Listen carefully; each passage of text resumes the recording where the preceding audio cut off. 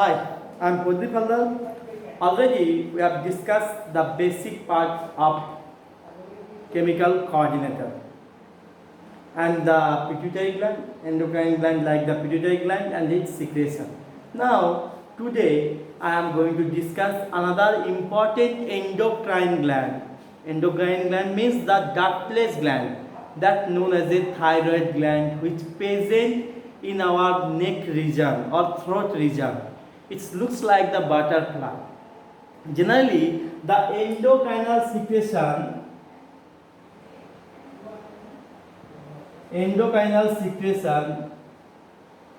of thyroid gland is known as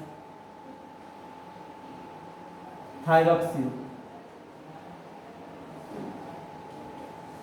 From the secretion of thyroid gland is known as thyroxine.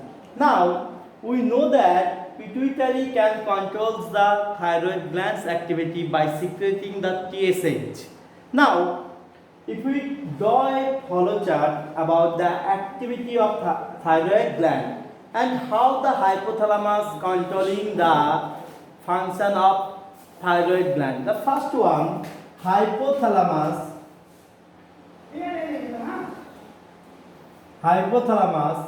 secrete thyroid stimulating releasing factor. Now this factor or releasing hormone are going to mix with the blood and circulate to the pituitary gland. Now this pituitary gland are going to secrete the TSH, thyroid stimulating hormone or thyrotropin hormone. Now this thyrotropin hormone are going to mix with the blood and circulate to the thyroid gland.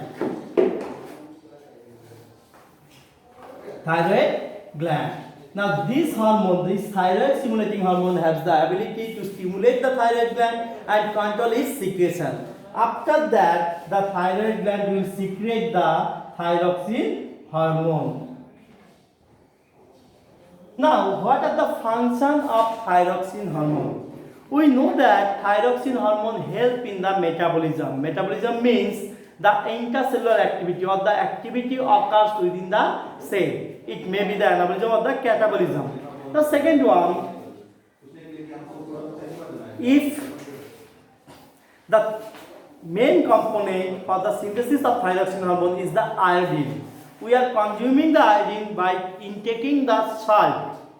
Now, if the iodine is absent or deficiency of iodine take place for the long term, then the thyroid gland are not able to synthesize the thyroxine hormone due to the lack of iodine. Hence, the thyroid glands or the cells of the thyroid gland becomes the enlarged one, and suddenly one bladder-like structure will be appeared in our throat region that known as a goiter.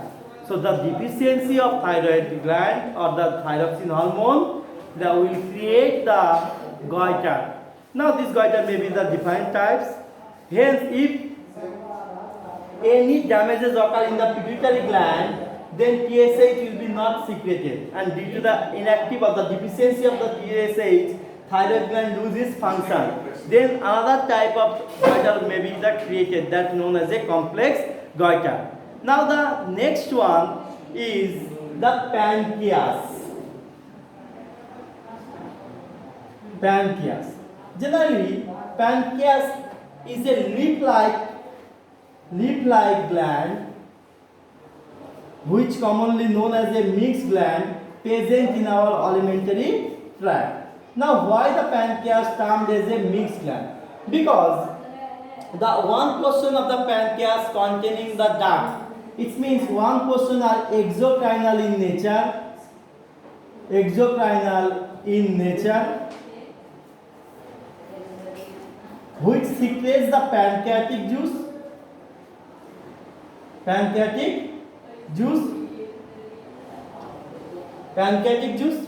Now this pancreatic juice help in the digestion of food, and the another portion of the pancreas are without the duct. It means another portion are endocrinal in nature.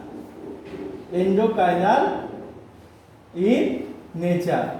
And from the endocrine portion of the gland, it secretes the hormone. Generally, pancreas secretes the insulin hormone. Now, this gland contains the endocrinal and exocrinal both type of features. That's why it is known as a mixed gland. Now, in the endocrinal portion of pancreas, the scientist Langerhans observed some cell or the different types of cells scattered in that portion. It looks like the island present in the endocrinal portion, that known as the islets of Langerhans.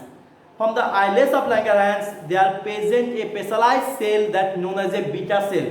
These beta cells are the responsible for the secretion of insulin hormone. Now, the function of insulin hormone. Generally, insulin hormone regulates the amount of glucose in our blood. And we know that the glucose are stored in the form of a complex sugar that known as a glycogen that present in our liver. So insulin prevents the process of formation of glycogen or glycogenesis. Now insulin also releases the glucose from the storage part of the body and force the glucose to take part in the metabolism.